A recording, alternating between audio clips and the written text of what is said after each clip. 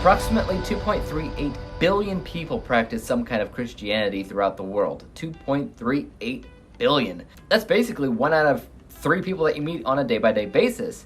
And as somebody who is agnostic but went to church once, maybe 2 times a week when he was younger, that's crazy to me. The reason why I bring all that up, of course, is because the next film that I'm covering from North Bend Film Festival has a unique perception on religion as a whole and kind of questions certain things that the Bible teaches us, all while having a fascinating narrative that sucks you in. It's Raquel 1-1.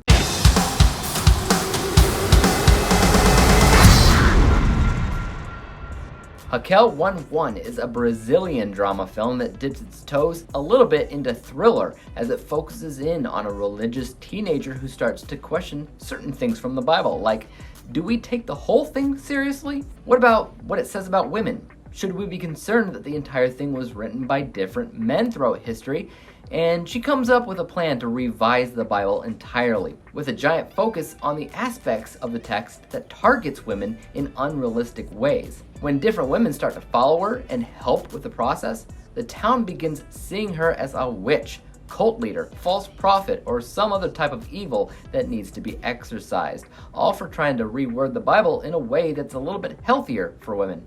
Honestly, I can relate to this movie a lot, and as weird as it sounds, it's the first time a cult-like narrative actually made a lot of logical sense to me because, the Bible really is pretty much anti-women. I have women in my family that are pretty darn religious and truly believe that they must submit to their husband, do their bidding, and they don't really question it. Or the things in the Bible where women are ceremonially unclean for having a period and nobody is to touch them. Like the Bible tells basically everybody to stay away from women if they're on their period. Because if they touch her or get too close, they might get blood on them, and then they too will be unclean and impure. It's ridiculous. And so the girl in this film just wants to revise the Bible in a way that makes a little bit more sense and brings humanity back to women.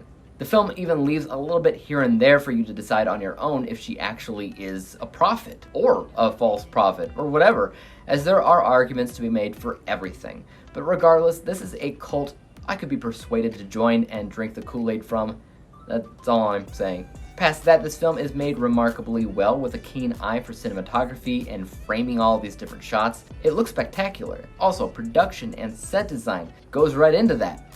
I also found a subtle yet unique focus on dialogue here and sound editing that helped the film stand out as a whole, but at the same time, I did find some of the pacing to be a little bit slower than what I would have liked to see, and the overall direction that it takes left me wanting a little bit more by the time it ended.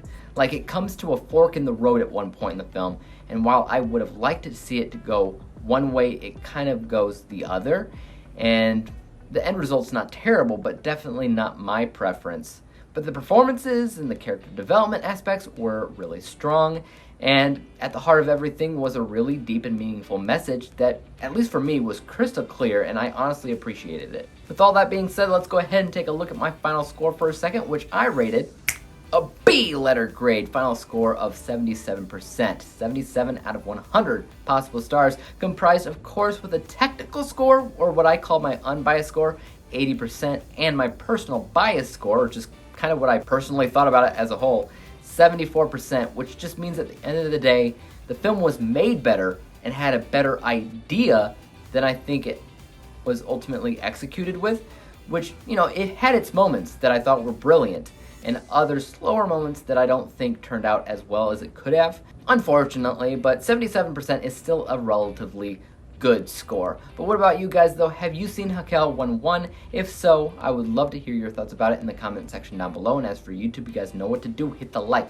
hit the subscribe button, and hit the bell to be notified when I come out with my next review. And until then, peace out.